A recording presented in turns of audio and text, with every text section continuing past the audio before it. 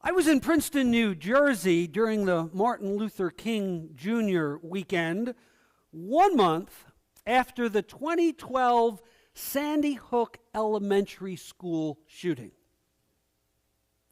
The local headlines at the newsstand in Palmer Square heralded the astounding number of gun permits being processed in that university town. It was unheard of. Residents were arming themselves to the teeth in Princeton. Peaceful, pacifist, progressive Princeton. The NRA had a new chapter. Simultaneously, on the opposite coast, Stanford University had just hired a new chaplain, John Figdor, an atheist. An atheist chaplain. Is that a contradiction? I guess atheism is a religion. What does that mean for Supreme Court rulings? And in that same year's spring graduation, senior class valedictorian Roy Costner IV of Liberty School in Liberty, South Carolina, as an act of provocative defiance during his valedictory address at graduation, read the Lord's Prayer. He didn't recite George Carlin's 7 famous words you don't say in radio and TV. He didn't dress inappropriately underneath his cap and gown. He recited, "Our Father, who art in heaven, hallowed be thy name." And boy, did he ever get in trouble. The Lord's Prayer, as edgy, defiant, over-the-top speech in South Carolina and in Liberty, note the name, Liberty, South Carolina, of all places. Jesus offended people when he spoke.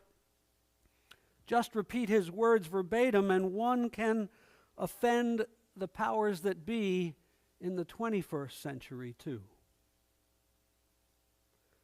Guns in Princeton, an atheist chaplain, and the Lord's Prayer as a First Amendment exercise in civil disobedience. What a trifecta. As Dorothy said to Toto, we're not in Kansas anymore. When the world is changing so fast, when behaviorists tell us that humans are unable to assimilate the pace of these vast technological changes, when we're living in an age of transition that is expected to last a few generations, when fears of terrorism assail us and political divisions cause us to retreat into self and with familiar persons who think like us, when we do not learn from others who are different by no longer treating them with respect and compassion, when we distrust our elected officials and scientific authorities, when roughly half the country voted for Presidents Bush, Obama, Biden, and Trump, while the other half voted for their opponents, when the Orwellian prophecies of 1984 and Animal Farm come to life, when the nightly news reports riotous protests in our streets, murderous road rage spilling onto our local highways, and crazed violence popping up everywhere, when a loved one disappoints you deeper than you ever realized was possible, when the news from the doctor isn't good, when you can't seem to get out of that emotional funk into which you've sunk, don't you wonder, what's God doing? Better yet, what do we, Jesus' disciples, do? It's not all on God. When we're not in Kansas anymore, what do we do?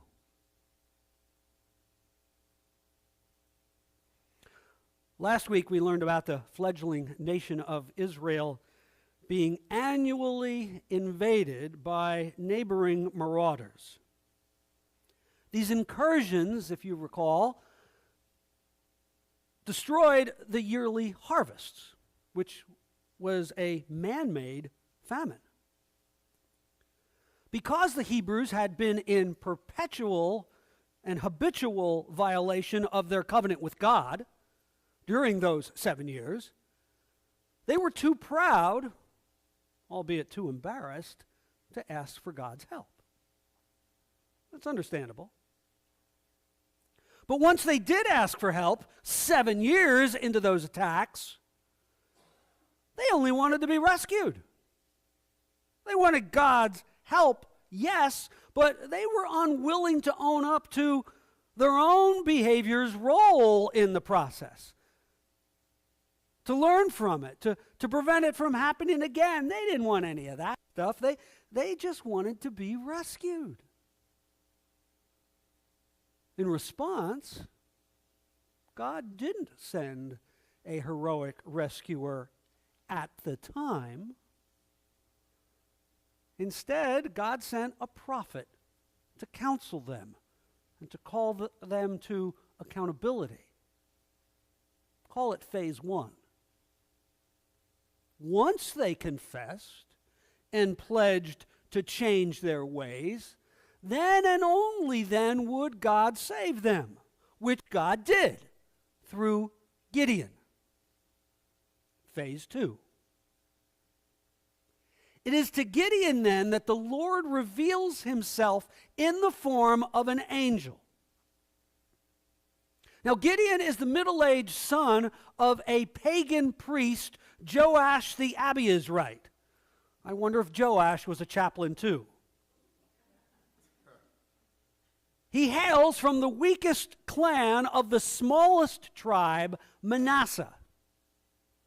His father, then, is evidence that the Hebrews, during the 12th to the 10th centuries BC, became intimately involved in pagan religions, a clear violation of their covenant with God. Like many farmers in Israel at the time, Gideon hides in a cave, hiding from those invaders and pounding out grain for his family. It is there that the angel appears. The Lord is with you, you mighty aristocratic warrior, the angel intones. Gideon, taken aback, must have thought to himself, who? Me? Who is this guy? Because the angel comes across as some flattering, unctuous used car salesman. Either that, or the angel sees something in Gideon of which Gideon himself is totally unaware. Imagine that. Gideon's reply is bold and brazen. Who are you kidding? If the Lord is indeed with us, why all of this tragedy? Where are all these wonderful deeds of old of which we've heard tell? The Lord is not with us. The Lord has abandoned us, dumped us into the violent, oppressive hands of the Midianites. Gideon was correct. Life was no longer easy and blessed. People were ignorant, heartless, cowardly. And so out of fear, they withdrew into themselves and their own little worlds of anxiety. Then, just as things were improving a little bit, a new wickedness befell Israel. All these changes have been so drastic and endured for so long that, in their own way, Gideon and the Israelites realized that they weren't in Kansas anymore either. Worst of all, they'd given up. Psychologists call it learned helplessness. And so the angel of the Lord looks squarely into Gideon's eyes. You who come off so high and mighty, you will be the deliverer, Gideon. You see, when I said the Lord is with you, I meant you personally, not you plural in the sense of the whole nation. You are the one who is blessed. You are the chosen one of Israel. Will knock Gideon over with a feather. Of course, Gideon tries to back out. He protests with excuses about his failures and inadequacies. But the angel refuses to listen.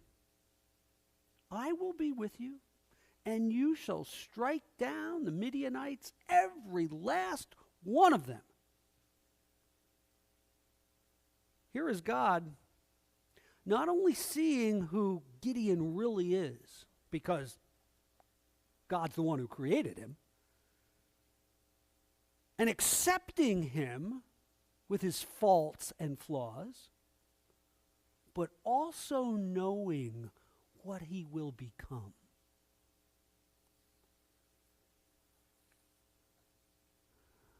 God has plans for each of us, too. God doesn't just operate in Bible times. We, like Gideon, live in a time when the unexpected regularly presents itself.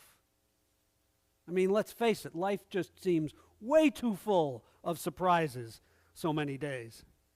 And they're awfully ugly surprises that we really couldn't foresee or even know how to tackle. And even some of the things that were bizarre a decade or a generation ago have become normal. Are we even fazed that there was yet another mass stabbing at a Walmart in Traverse City, Michigan yesterday? It's just the news anymore.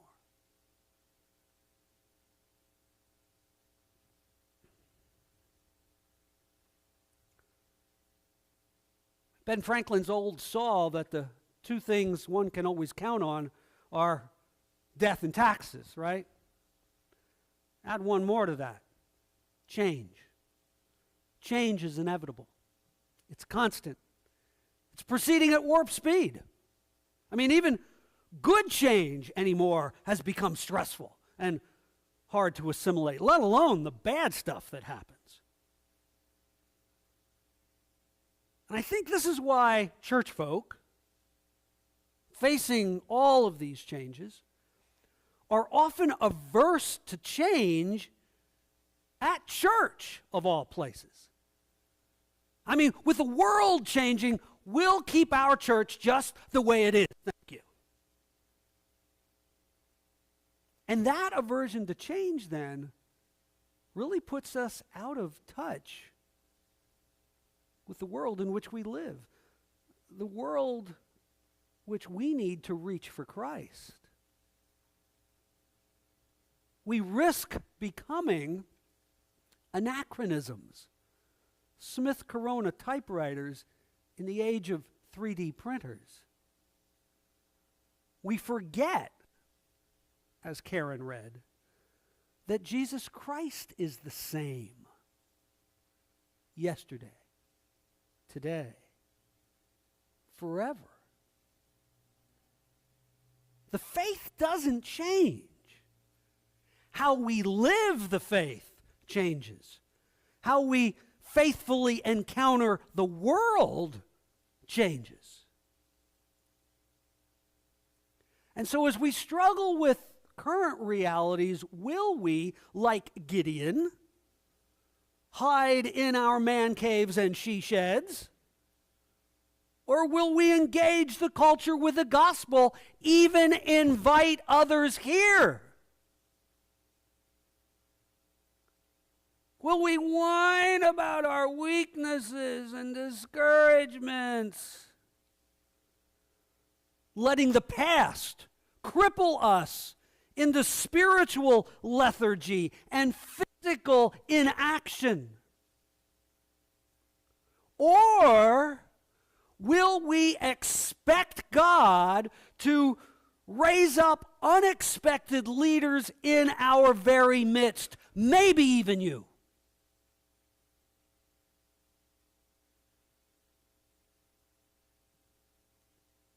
Let's consider Gideon again. An unlikely choice. He grew up outside the faith. He didn't go to Sunday school growing up. He knew more about pagan religion than he did Hebrew worship. He didn't know the good old gospel hymns. He didn't know the contemporary ones either. He is uneducated. His pedigree, if we can even call it that, is from a long line of clan and tribal losers. Which means that as he grew up, he lacked positive, successful, encouraging role models, all the things that kids need to be successful in life. He didn't have that. And on top of it, he suffers from low self-esteem. And so Gideon looks at his current situation only to wax nostalgic about the good old days. He's consumed with problems. He's immobilized against improvement. He's filled with excuses. He deems himself inadequate to the tasks at hand. He discounts the present's hope-filled possibilities, having no concept of the realities that God can bring to life. And he is utterly clueless that God will use him to bring deliverance and transformation to others. What an epic inferiority complex this guy has.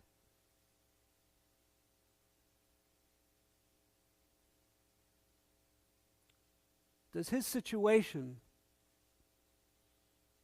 speak to our churches today?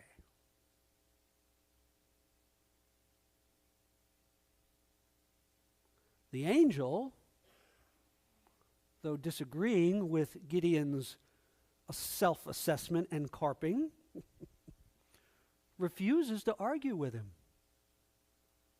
Brilliant. Instead, the Lord reassures Gideon, bolsters his flagging ego, and offers him a sign that God can be trusted. To break that inertia, God assigns Gideon a small task, which he does well, then offers him reassurance and sends him out again. God knows Gideon. God knows us too. God knows our potential because God's the one who gave it to us. God doesn't need to pick the person in management training, the one in officers' candidacy school, the national merit semifinalist who now in college is on the dean's list, the up-and-coming fair-haired child with a mass-market media campaign. the promising A-list young Turk on everyone's radar. God's not hemmed in by that stuff. God's not intimidated by that stuff. God's not impressed by worldly successes, which is to say, we have no excuses. God customarily chooses the ones that we'd never guess. Now, we know about their success later in life. We know the end of the story with Gideon and so many other Bible characters, but we often don't know the backstory. We don't know their humble origins. And our Sunday school lessons and pulpit preachers talk about the end story. They never talk about the beginning. And we wonder then why people in our pews are so lethargic and can't get excited about things. We never told them that these characters in the scriptures were just like them, many times worse than they were. We tell one side of the story. And then we preachers complain about our people in the pews.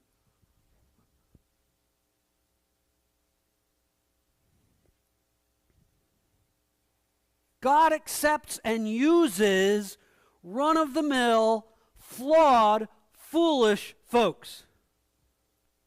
And while others might not accept God's choice, what others do and think doesn't matter to God. Gideon made plenty of mistakes too.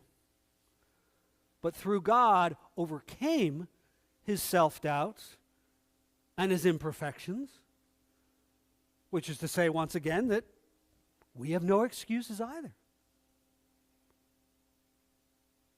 So you now know the backstory. This week, read about the rest of Gideon's life. Read the rest of chapter 6 and chapter 7 and chapter 8. You can do that in about 10, 15 minutes. Because the remaining part of the story contains two of the most amazing events in the Bible, which you might well have heard about and remember. But think about those events in light of what you've learned today. Because God has in mind for each of us something in the kingdom that is tailored exclusively for each of us. For me and for you. Do you know that? Do you accept that? Will you be that?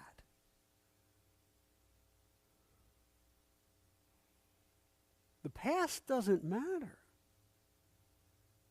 Your future with God matters. We may not be in Kansas anymore, but we're still in God's kingdom.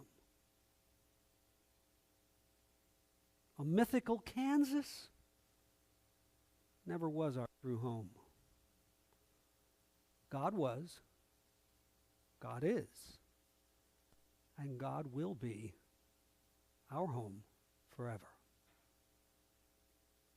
In the name of the Father, and of the Son, and of the Holy Spirit.